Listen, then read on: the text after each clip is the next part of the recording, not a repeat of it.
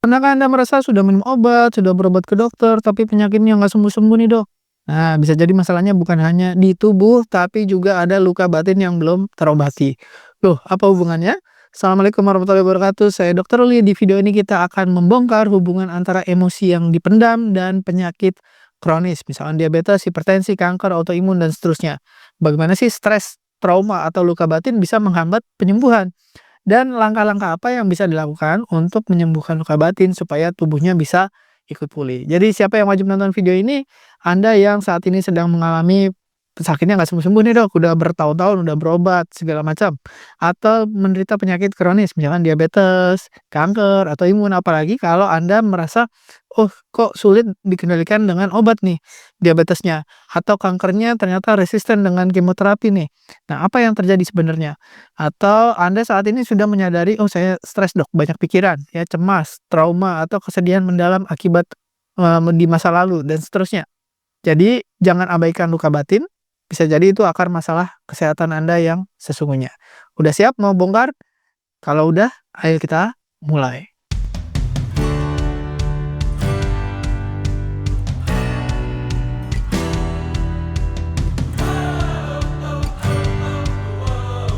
Nah, luka batin itu nyata, bukan imajinasi. Jadi banyak orang merasa, "Ah, luka batin tuh karena kamu lemah ya, nggak bisa move on." Ngasih nasehat, "Udah ikhlasin aja, udah, lepasin aja, pasrahin aja." Nah, mudah untuk mengucapkan. Padahal yang disebut dengan luka batin atau luka emosional itu nyata seperti kita luka jatuh. Misalkan kita jatuh, kakinya terbentur, dengkulnya, ya lututnya, atau sikunya, terus ada lukanya, ya, dan itu nyeri, dan kadang-kadang kalau lukanya belum sembuh, kalau dipegang nyeri. Nah, itu juga sama, ternyata dari penelitian dilakukan fMRI, functional MRI di otak, ternyata ada lukanya. Jadi lukanya bukan bentuk luka ya, tapi ada pola tertentu di otak yang menunjukkan ada trauma emosional, misalkan hipokampus dan amigdala. Jadi hipokampus itu tempat memori, amigdala itu tempat emosi, amigdalanya jadi besar, hipokampusnya kecil, jadi memorinya jadi kecil. Jadi ada penelitian juga, kalau kita ditolak secara sosial, misalkan Anda dikucilkan, Anda ditinggalkan, Anda dipermalukan, Anda merasa diperlakukan tidak adil, dan seterusnya, itu mengaktifkan area nyeri yang sama seperti nyeri fisik di otak. Jadi otak kita kalau ada nyeri fisik nih, ada bagian tertentu yang nyala, yang aktif gitu ya. Terus kalau nyeri emosional gimana? Misalkan Anda difitnah, Anda dikecewakan, Anda ditinggalkan, Anda dipermalukan, dan seterusnya, apakah sama?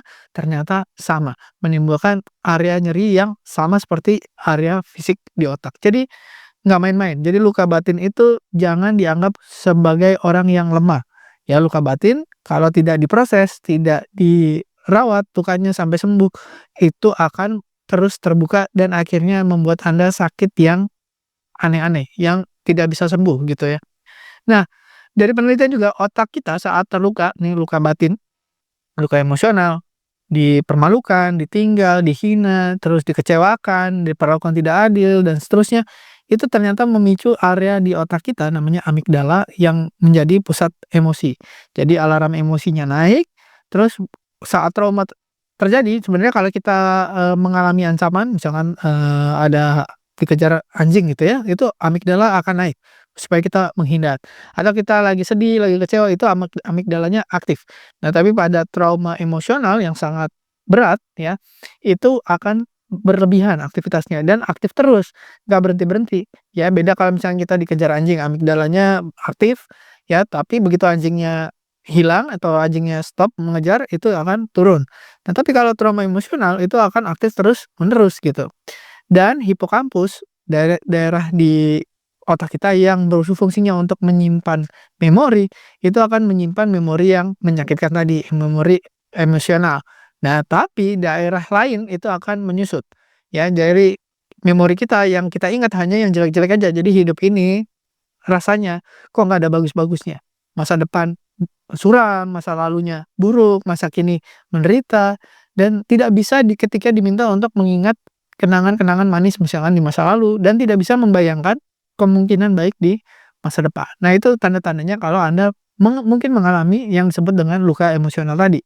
Dan satu tanda lagi adalah prefrontal cortex, area di depan nih, otak depan, yang fungsinya untuk memutuskan, terus berpikir, berencana, itu mengatur logika dan seterusnya, itu mengalami kelumpuhan. Jadi kalau Anda sulit memutuskan, tidak bisa ambil tanggung jawab, nggak bisa merencanakan, ya, terus tidak punya, pandangan akan masa depan yang baik, nah itu sebenarnya mungkin prefrontal cortex Anda mengalami kebekuan atau mengalami kelumpuhan.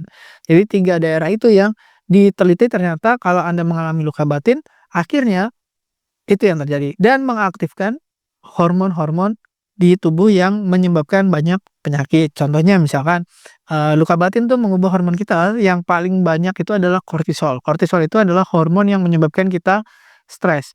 Jadi kalau kita ada trauma batin, terus mengingat hanya yang jelek-jelek aja, nggak bisa membayangkan yang masa depan yang lebih bagus, tubuh kita selalu dalam keadaan stres. Nah, tubuh kita dalam keadaan stres terus, itu kortisolnya naik. Hormon kortisol itu menyebabkan kita nggak bisa tidur, tidurnya susah, mau masuk tidur susah, terus saat tidur sering terbangun, terus imunitas kita turun, ya. Kalau kaitannya dengan diabetes dan hipertensi, jelas ya, kortisol naik, tensinya naik, gula darahnya naik, denyut jantungnya naik, napasnya cepat. Nah, fungsinya sebenarnya itu untuk membantu kita untuk, waspada ya. Selain kortisol ada juga hormon adrenalin, yang fungsinya juga sama, itu juga naik ketika kita stres kronis, gitu. Jadi adrenalin plus kortisol itu tensinya tinggi, gula darah tinggi, napasnya cepet ya, terus, berdebar-debar, nah capek terus ya, jadi tidurnya juga nggak nyenyak gitu, dan imunnya jelek, akhirnya banyak penyakit yang keluar. Selain itu juga, karena tadi daerah otak yang berfungsi untuk, merasakan emosi, mengingat memori, memutuskan, dan lain-lain itu mengalami gangguan, terjadi juga gangguan di neurotransmitter atau di hormon-hormon yang ada di otak atau kimia-kimia otak seperti serotonin dan dopamin. Serotonin itu adalah yang membuat kita punya mood ya, senang, ya mood-nya, merasa penting, merasa menjadi manusia yang dihargai, dan dopamin itu hormon yang membuat kita bahagia, punya motivasi dan lain-lain. Nah, ketika dua-duanya rusak, dua-duanya tidak bekerja dengan baik, serotonin dan dopamin, kita maka kehilangan mood, ya, apa-apa nggak mood, apa-apa males, terus motivasinya hilang, nggak punya pandangan masa depan, mau ngerjain apa-apa, kayaknya percuma, ya. Misalkan mau berobat, misalkan Anda diabetes, hipertensi, percuma lah saya udah tua, udah ini, ya, nggak punya uang, segala macam. Semua alasan Anda keluarin untuk supaya tidak melakukan sesuatu. Kebalikan dengan orang yang motivasi tinggi, mood-nya bagus ya, apapun yang bisa dilakukan untuk mencapai apa yang Anda inginkan, Anda akan lakukan. Misalkan uang nggak ada, cari uang. Ya, saya, usia udah banyak, tapi masih punya motivasi, saya mungkin bisa sampai usia 92 tahun, saya mau berkontribusi dan seterusnya.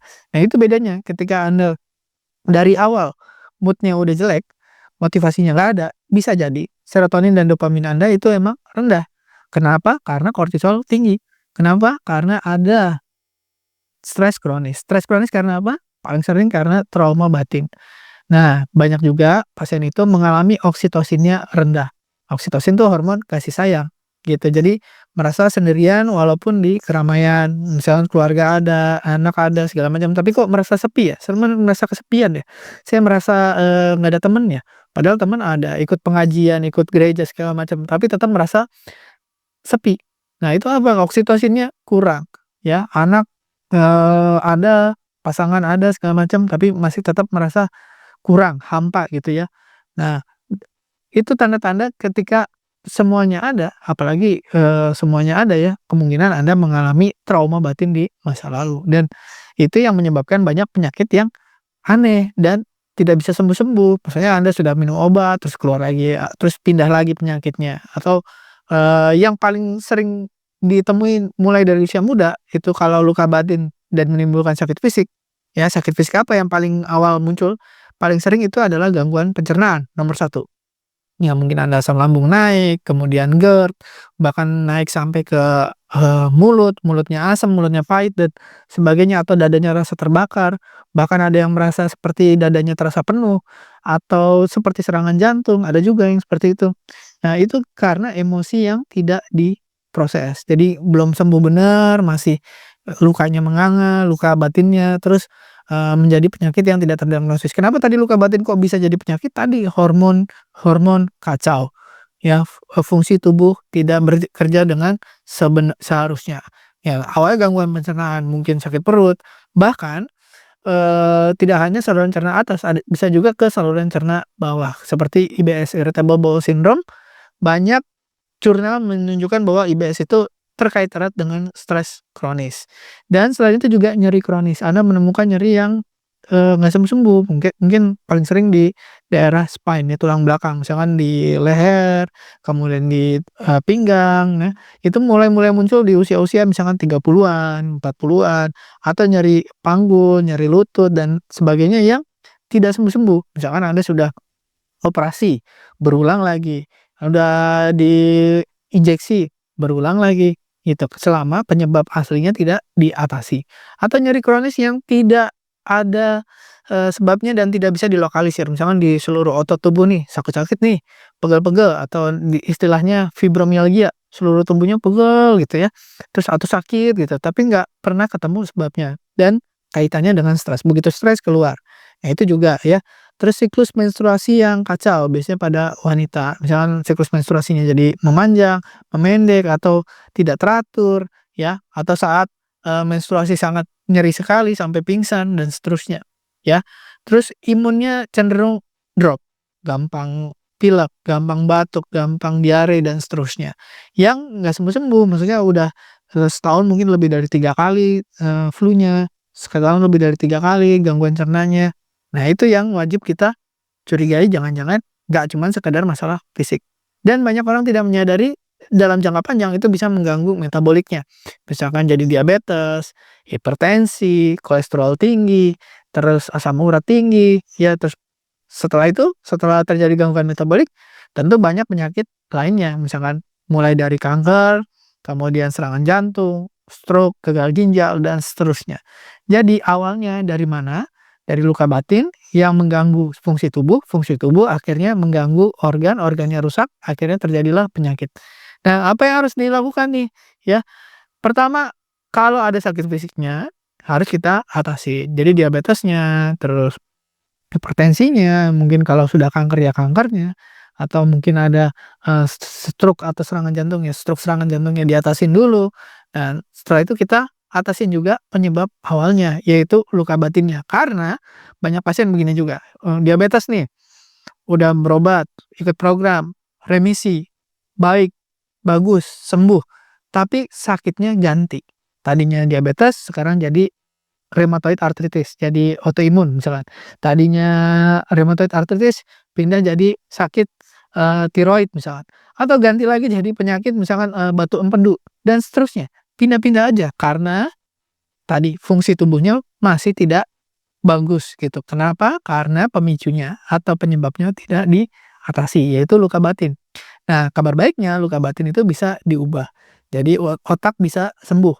Bukan dengan misalkan, wah, berpikir positif, bukan ya, bukan cuman sekedar itu, harus, getaran positif, bukan, frekuensi positif, bukan hanya itu, ya. Itu membantu ya, ya, berpikir positif ya, getaran positif ya, itu juga membantu. Tapi otak kita punya sifat yang namanya neuroplastisitas, yaitu otak kita bisa mempelajari hal baru, diulang-ulang sampai jadi pola. Jadi pola lama atau luka batin lama itu lama-lama bisa digantikan dengan pola yang baru. Itulah namanya neuroplasticity, atau, otak kita selalu bisa membentuk pola baru dan menggantikan pola yang lama. Misalkan Anda selama ini biasa ngerokok, contoh ya, menggantikan pola pola lama ngerokok, Anda gantikan misalkan dengan, makan permen karet. Itu kan sebenarnya Anda mengganti pola lama dengan pola baru. Jadi kalau pola lama Anda adalah trauma batin, ya, Anda nggak bisa mikirin masa depan yang bagus, selalu mikirnya jelek terus, selalu teringat masa lalunya, nggak bisa mengenang kenangan yang baik, yang jelek-jelek terus, merasa kehilangan semangat hidup, merasa kehilangan, gairah hidup, terus merasa cemas terus ya, banyak yang dipikirin, overthinking, sampai nggak bisa ngapa-ngapain, nggak bisa memutuskan, dan seterusnya. Nah, itu bisa diubah polanya. Caranya dengan apa? Dari banyak penelitian, nomor satu EMDR.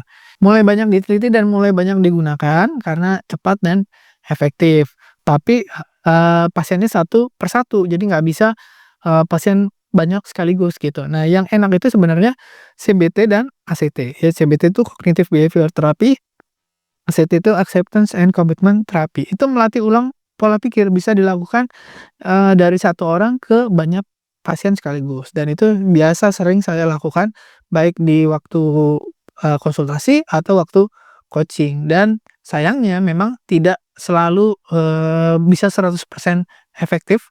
Karena apa? Karena tergantung pasiennya mau atau enggak, pasiennya bersedia untuk berubah atau enggak, gitu. Dan yang teknik yang banyak dipakai juga di luar dan di Indonesia sekarang mulai banyak adalah mindfulness atau MBSR, Mindfulness Based Stress Reduction. Jadi ini untuk menenangkan sistem limbik tadi. Sistem limbik itu amigdala, hipokampus, dan lain-lain yang selalu aktif, selalu mikir yang jelek-jelek, selalu mikir yang, nggak positif, nggak bisa memutuskan, akhirnya nggak bisa bergerak dan seterusnya.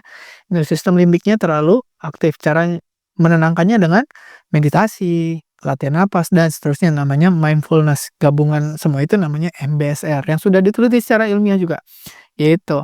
Nah, gimana nih, langsung aja caranya. Nomor satu, bukan cuman self care, bukan cuman love yourself, bukan cuman itu, ya. Tapi kita harus satu, ya menurunkan yang tinggi tadi, kortisolnya tinggi, ya, terus, aktif, amigdalanya terlalu aktif. Jadi gimana?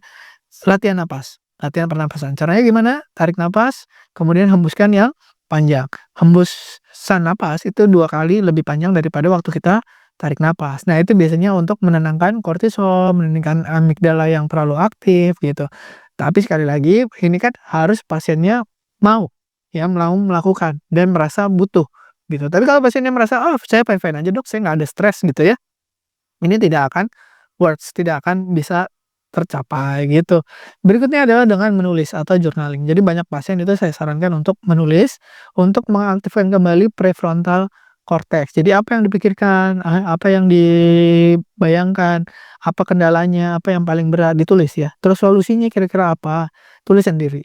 Nah, itu mengaktifkan lagi prefrontal cortex yang bagian otak kita untuk mengatur logika, memutuskan, merencanakan, yang selama ini lumpuh, itu bisa aktif kembali, gitu. Dan sekali lagi pasiennya harus mau, gitu. Jadi bukan dari dokter yang, memaksa pasiennya untuk melakukan, nggak bisa.